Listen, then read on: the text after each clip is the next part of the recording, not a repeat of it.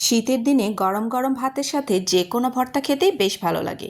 ফ্রিজের মধ্যে কয়েকটা পাকা পটল ছিল, এই পটল দিয়ে এই ভর্তাটা বানিয়েছি। পাকা পটলের এই ভর্তাটা যে কী মজা, একবার তৈরি করলেই বুঝতে পারবেন। পাকা পটলের ভর্তা করার জন্য আমি এখানে বেশ কিছুটা পাকা পটল নিয়েছি।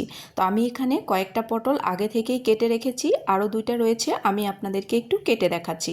তো প্রথমে সামনের এবং পেছনের পাটটাকে কেটে ফেলে দেব এবং মাঝখান থেকে বিচি যে রয়েছে বিচিগুলোকে আমি ফেলে দিয়ে গোল গোল করে এই পটলগুলোকে কেটে নেব।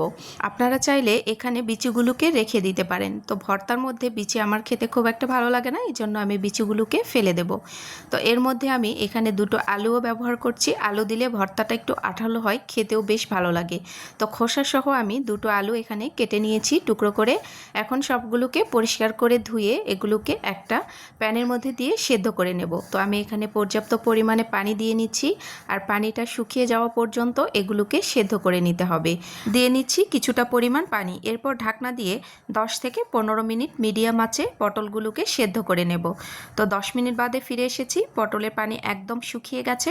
এগুলোকে আরও 5 মিনিটের মতো ভাজা ভাজা করে নেব। আমি এখানে তেল লবণ কোনোটাই ব্যবহার করিনি। তো কিছুক্ষণ এগুলোকে একদমই পানি শুকিয়ে ভাজা ভাজা করে নিয়েছি। এগুলোকে ঠান্ডা হওয়ার জন্য প্যানে রেখে দেব।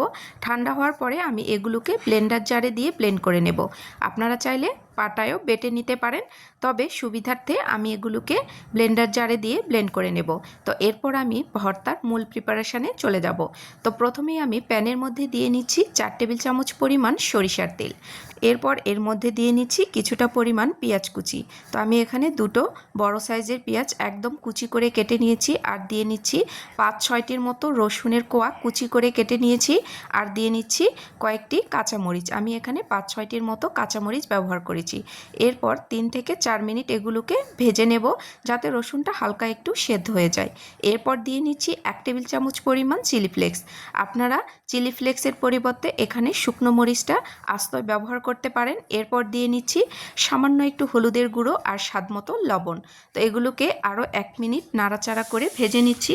এরপর যে পটলগুলোকে সেদ্ধ করে রেখেছিলাম পুরোটাই এর মধ্যে দিয়ে নিচ্ছি। তো এইভাবে এই পাকা পটলের ভর্তাটা করে দেখবেন, খেতে বেশ মজাদার হয়। আর ঝালটা অবশ্যই 2 রকমের দেওয়ার চেষ্টা করবেন, তাহলে দেখবেন পটলের ভর্তার ফ্লেভারটা অনেক বেশি ভালো আসে। তো এগুলোকে নাড়াচাড়া করে একদমই টাইট করে শুকিয়ে নিতে হবে। তো দেখুন আমি আরও কিছুক্ষণ এগুলোকে ভাজা ভাজা করে নেব। যতক্ষণ না প্যানের গা থেকে ছেড়ে আসবে ততক্ষণ পর্যন্ত আমি এই পটল ভর্তাটাকে নাড়াচাড়া করে নেব। তো পটল ভর্তা মোটামুটি হয়ে গেছে। তো দেখুন কতটা সুন্দর কালার এসেছে, আর খেতেও অনেক বেশি মজাদার। যদি বাসায় কখনো এভাবে তৈরি করে না থাকেন, অবশ্যই একবার তৈরি করে দেখবেন।